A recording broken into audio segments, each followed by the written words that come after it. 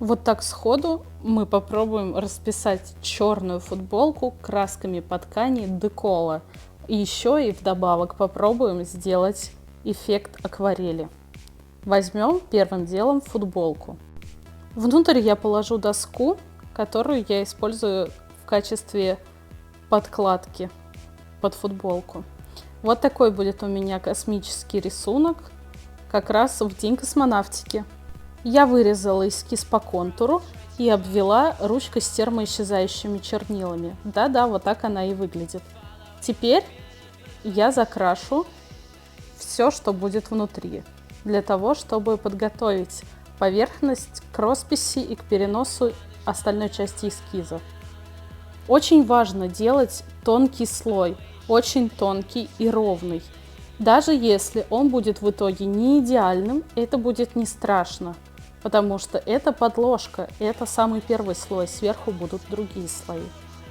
Но очень важно делать его тонким, потому что иначе наша картинка не впитается в ткань максимально, насколько могла бы.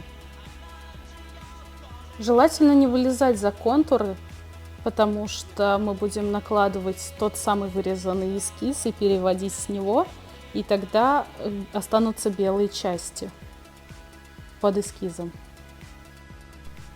Вот так выглядит наша подложка, наш первый слой. Видите, она получилась неровная, полупрозрачная.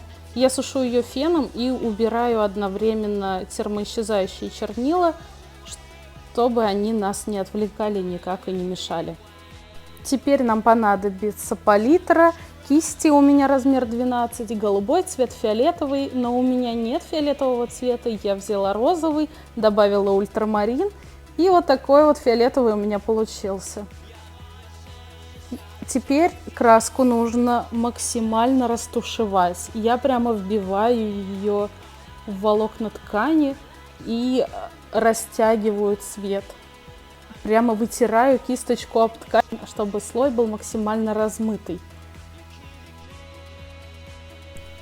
Расположение цветов я взяла с картинки из интернета. В принципе, можно придумать любое сочетание и расположение цветов.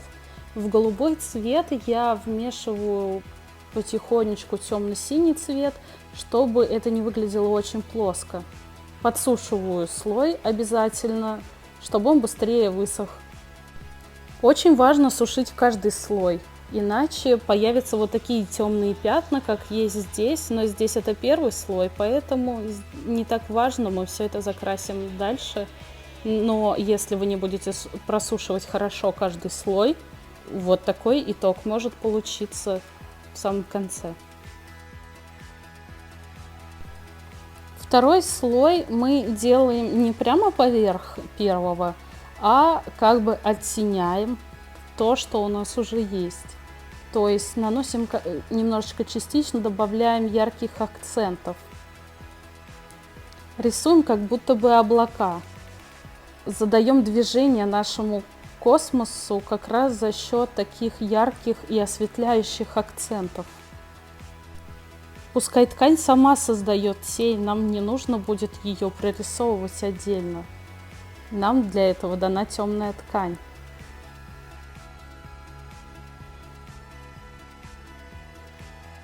Периодически я отрываю ткань от своей доски, чтобы она не прилипла к ней, и проверяю, что все в порядке, в принципе. И подсушиваю, конечно, роспись феном, потому что я не могу ждать.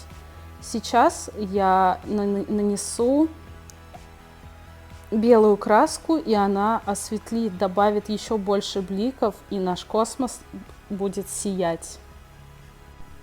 Напомню, мы все делаем сухой кистью, без добавления воды. Краску берем прямо из баночки, потому что иначе цвет будет впитываться в ткань и потеряется вся яркость, а мы делаем яркий и сияющий космос.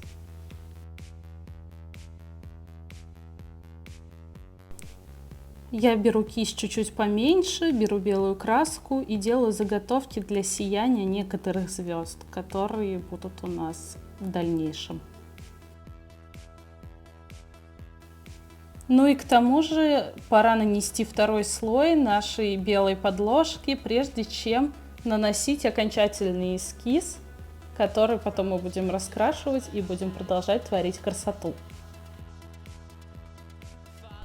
Напомню, что мы работаем красками по ткани, мы наносим тонкий слой, который не будет никак складываться в огромные такие слои, создавать какую-то текстуру. Это должна быть тоненькая-тоненькая пленочка.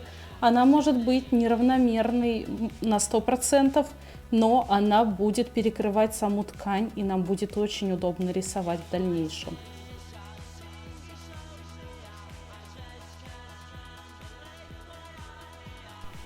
Расставляю хаотично белые точки, которые станут звездами, и делаю сияние у отдельных каких-то звезд. Здесь никаких брызгов, здесь просто белые точки тонкой кисточкой нулевкой.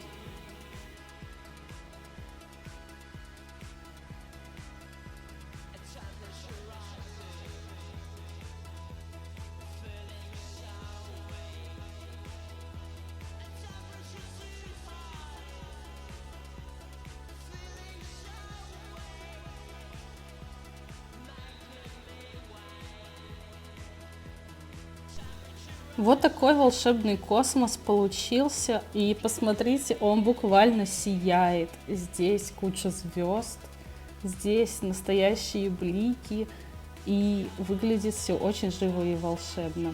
А также картинка получилась очень мягкая из-за того, что мы максимально хорошо растушевали краску в ткань. Она будет очень удобно носиться, несмотря на такую большую площадь покрытия на футболке. Но важно сделать все правильно. Ну и, конечно, мне захотелось добавить фразу из одной любимой песни, так что, думаю, она будет идеально сочетаться с этим рисунком. Теперь я беру копирку, складываю ее из 2 листов, потому что наш космонавт большой, приклеиваю малярным скотчем и вырезаю по контуру. Конечно, надо было это сделать с самого начала, но я почему-то решила этого не делать. Накладываем нашего космонавта на нашу подложку и просто обводим ручкой. Держите ручку немного под углом, иначе она порвет и бумагу, и копирку в том числе.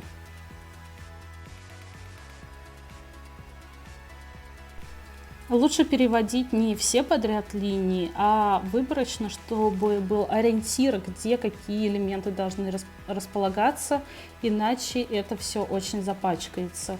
Теперь остается просто взять и раскрасить, как обычную раскраску. Тоже я не использую никакую воду, это просто краска из баночки. У меня есть палитра, куда я ее стираю с кисточки, чтобы было не очень много на кисточке краски, и раскрашиваю. Здесь ничего сверхъестественного, просто раскраска.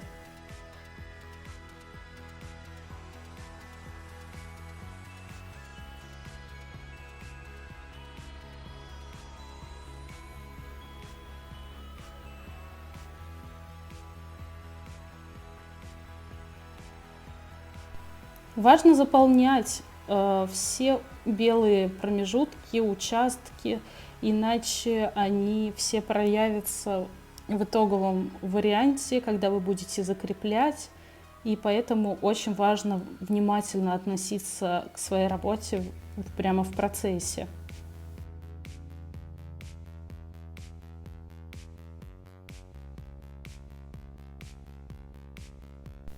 Не бойтесь сделать контрастные тени, иначе их будет практически незаметно. Поэтому лучше делать их потемнее, поярче, и будет смотреться очень живо и здорово.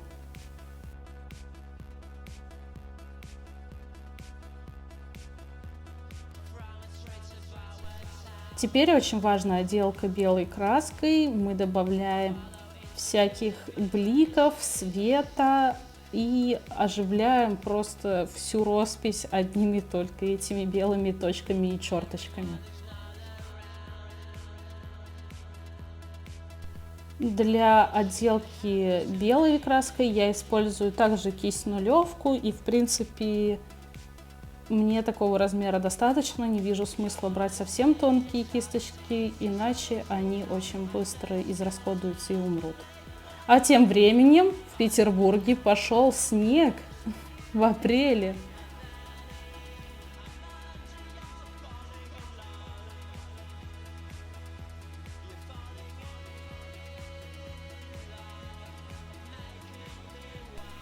Надпись я решила делать от руки своим обычным почерком, без всяких спецэффектов, так сказать, чтобы добавлялось какого-то ручного антуража.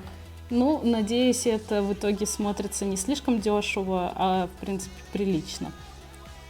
И, конечно, последняя наша стадия – это черные контуры черной краской, просто акрил по ткани прямо из баночки. Я его беру этой кисточкой нулевкой и наношу. Конечно, из таких бесценных советов, что касается черных контуров, то единственное, что я могу вам подсказать, это не давите сильно на кисточку, тогда линии будут тонкими. Это, в принципе, все, что я могу сказать.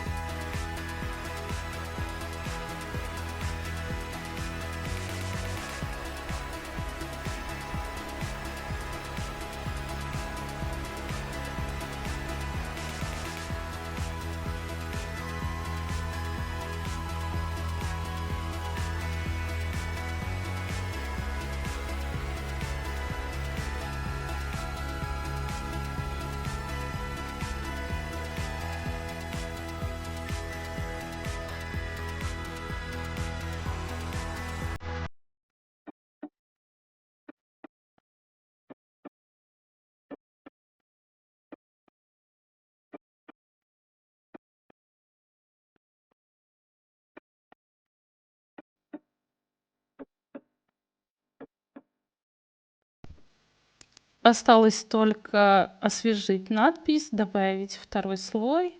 И, в принципе, все. Вот наша работа. Она готова. И это настоящий космос. Разве не так?